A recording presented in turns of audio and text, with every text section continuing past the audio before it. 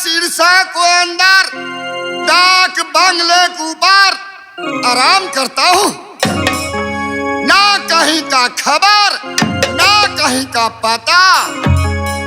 ये सौखी न राजा किला सीरा साजवाल।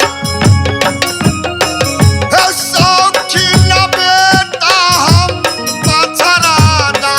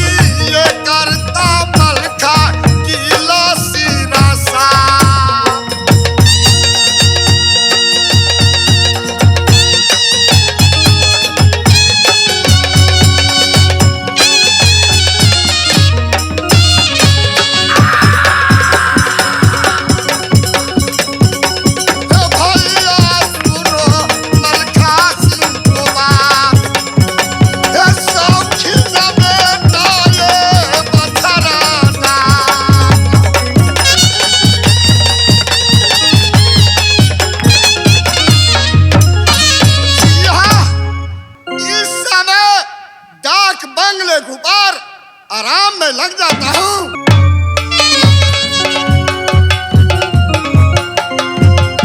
बेटा मलखा।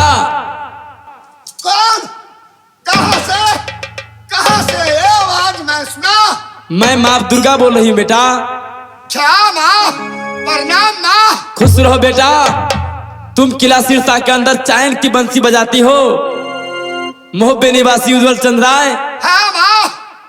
हरण हो चुका भुजरीगढ़ निवासी कलिया डाकू का बहन सुभिया नटिन मेला कीर्ति सागर से उदल को हरण कर ले चुका। अगर है तेरे पास ताकत, अगर उदल को मददगार हो तो तुम किला भुजरीगढ़ पहुंचो।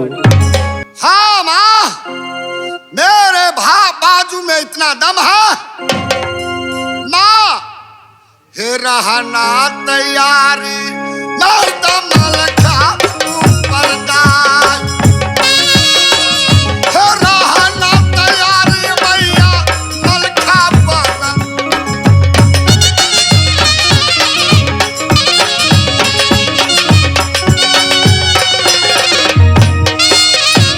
मैया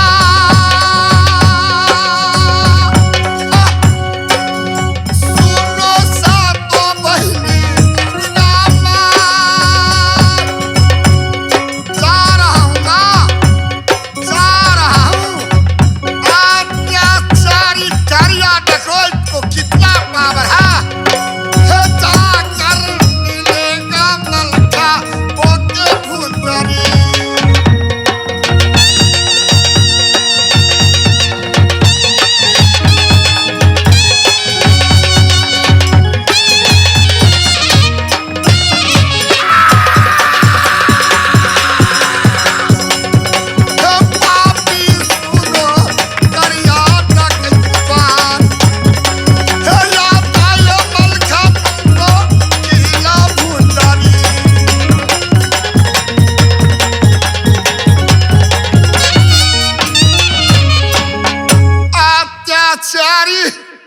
सहुआ नट की बेटी खरिया डकैत की बहन सुगिया नटिन हरामजादी कैद कर रखे हो मेरे भाई उदल का दल में कैसा कैसा है खरिया डकैत।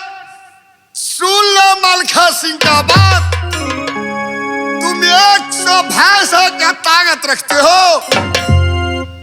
रे को ना जाने मर्द मलखा का समान। रे को ना जाने याद मर्द मलखा।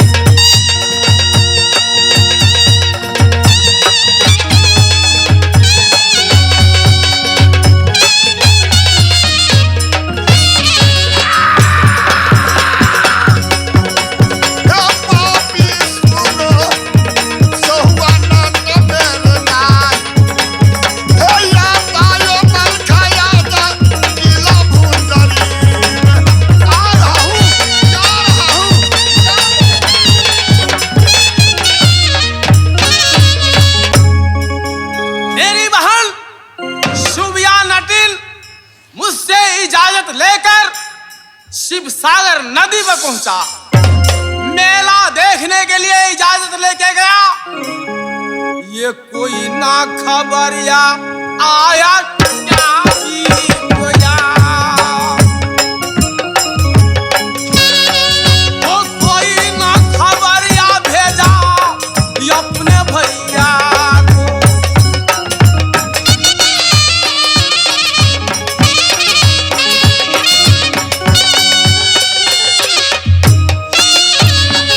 वो कब तक रहेगी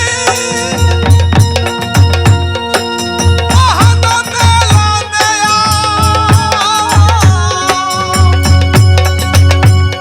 ये करती इंतजार भैया को मिला जो भूजरी रे।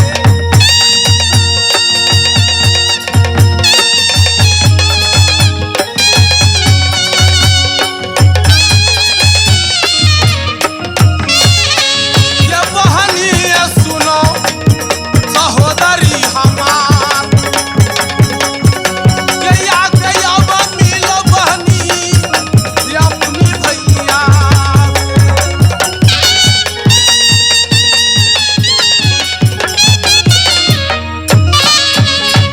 मेरे बहादुरों। रमजादा कहाँ रहता है ना जाने। तुम डिप्टी पे से कहाँ रहते हो। अरे याओ रुकना डाका बंगला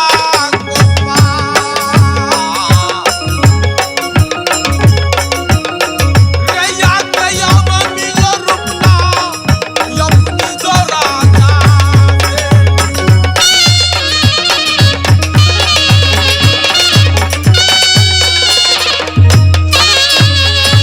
कहाँ जाके बैठा किला भुजरी में रे पर गए जरूरी रुकना ये करिया डाकू को।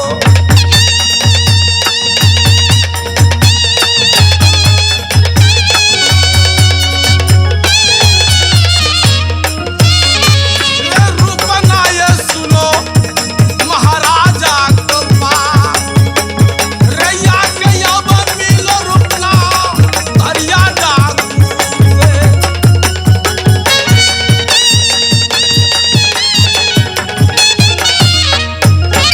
बहादुरों अरे महाराज कहाँ था रे? आइए कहाँ था आपने? देख के महाराज नौकर है अकेला काम कितना हमारे पास इतना काम करते करते हमने थक गए हुए हैं। अच्छा थकते थकते बैठे बैठे मुझे नींद लग चुका। लेकिन महाराज फिर भी आपको ड्यूटी करते हैं। ये इसलिए रखा हूँ किला भुजरी के अंदर। सही बात तुम जानते हो जो इस करिया डाकू को जी। एक से एक भैंसा है कौन है महाराज और एक से एक भैंसा को ताकत जी। करिया डाकू में है। सही बात तो आज मैं कुछ देर के लिए अपनी डाक बंगले के ऊपर चैन को बंसी बजाना चाहता हूँ। कौन है महाराज इसके बाद अपनी राज और काज में लग जाएंगे लग जाएंगे लग जाएंगे। तब तक खबरदार होशियार हो जाओ। कौन है महाराज मैं कुछ देर के लिए अपनी डाक बंगले के ऊपर चैन की बंसी बजाता हूँ। कौन है महाराज तब तक खबरदार होशियार हो जाओ। कौन है महाराज बैठ जाएंगे।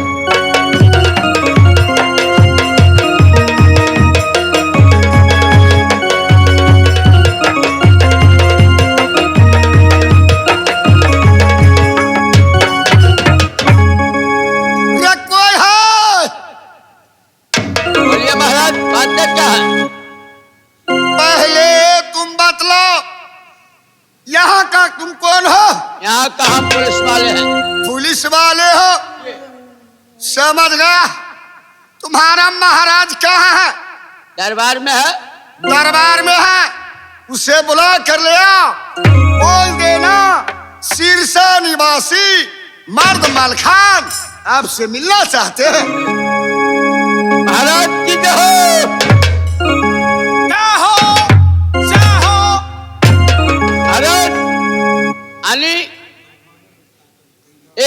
महाराज आया है सिरसा निवासी अच्छा, बिरमल खां आपसे मुलाकात करने चाहते हैं महाराज। क्या सिरसा निवासी जी मर्द मलखा जी जी किला भुजरी के अंदर करिया डाकू से मिलने आया? जी जी तो ले आओ उसको बुलाकर। ठीक। किस लिए आया है?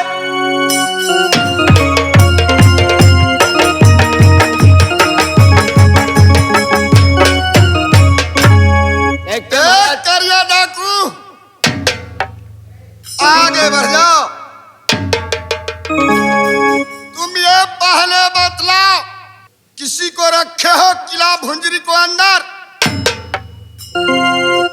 मैं तो कितने को रखा है, लेकिन तुम किसका बातें करते हो?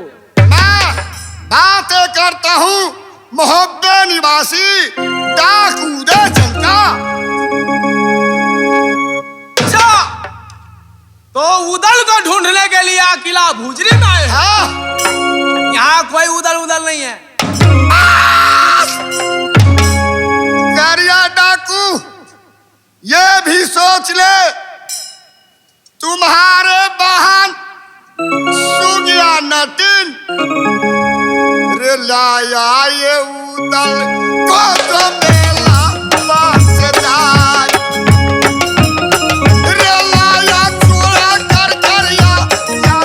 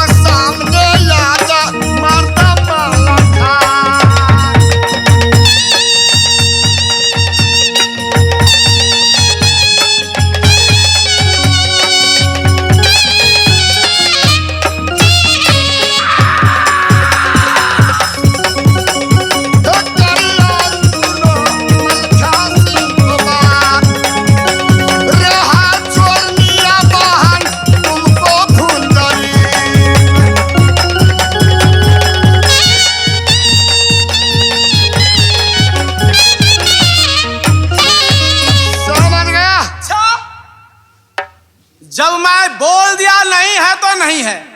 ढूंढ ले, तुम्हारे बहन सुगिया नटिन है ना? सही सुना? हाँ, वो मेला से मेरे भाई उदल का चोरी करके किला भुंजरी में ले आया है। आखिर बहन किसका है? इस करिया डाकू को। अच्छा, उसको जो इच्छा हो साहे वो करेगा। रद देखेंगे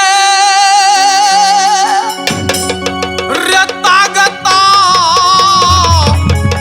कोई छतरी कोया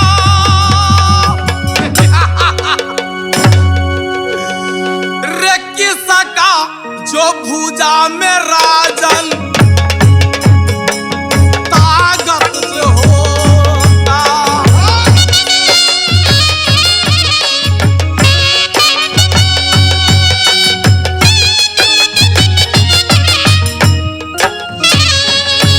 रे वही राजा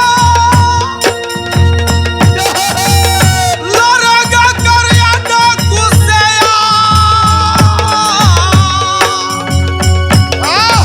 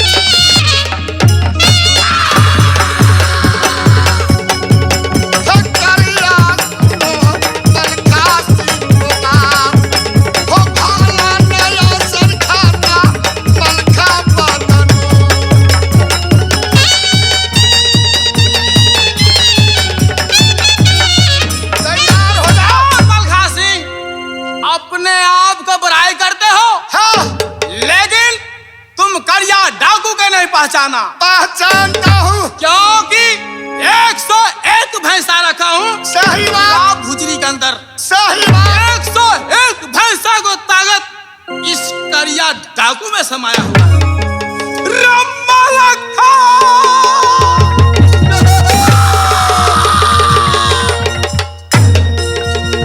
रसूल करिया डाकू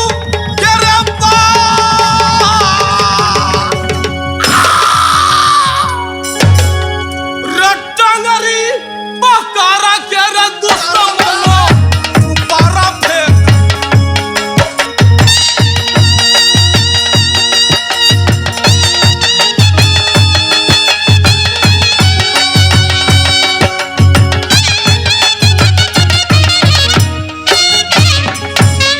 ऊपर खाएगा रचिला रे छिलहोरिया।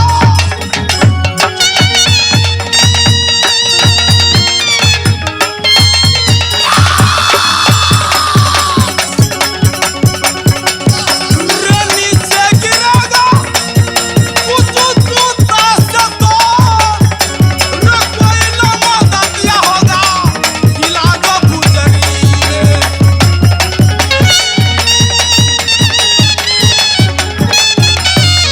तैयार हो जाओ। तैयार हो जाओ। तैयार हो जाओ। तैयार हो जाओ।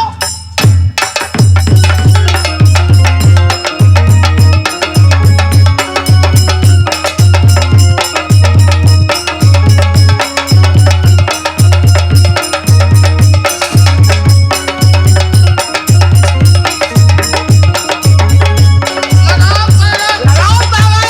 लगाओ। लगाओ।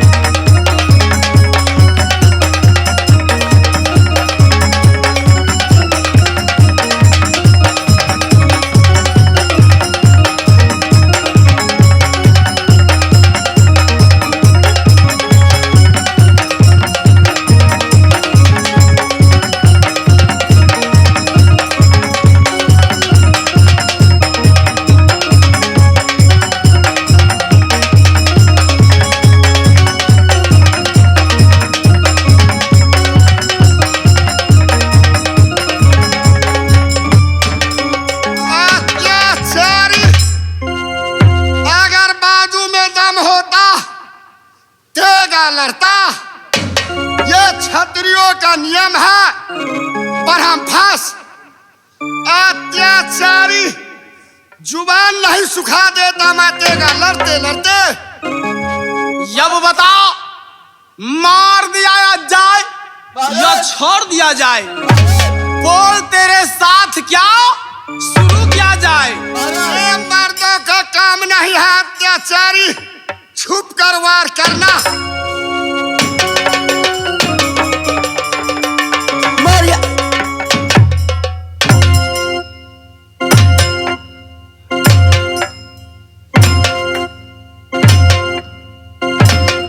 चोटोले लगे है, चोटोले लगे है।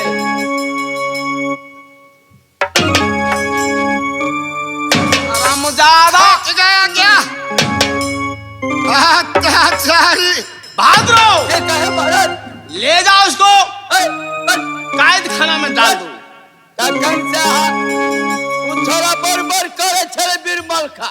हमरा से करी, हमरा दिया ले करी। लो मारना है तो हाथ सफाई तू भी कर लो। अरे हम पर मजबूत छे, ताकत वाला छे।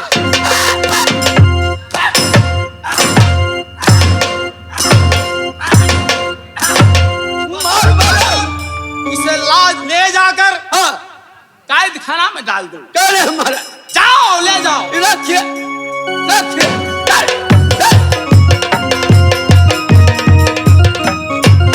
सारा मजादा अपने आप को बड़ाई कर रहा था। कैद खाना में उनको क्या किया? मोटका काटियो ठैस देली। अच्छा किया। मोटका काटी तो काटे, 3-4 ट्रक नीमक को डाल दे। बहुत अच्छा किया बहादुरो। अब वही में सरवा गल का तो चौपट हो जाए। क्यों नहीं? दे चलो इस समय दे। कुछ राजनीति की बातें करते हैं। चलो चलो।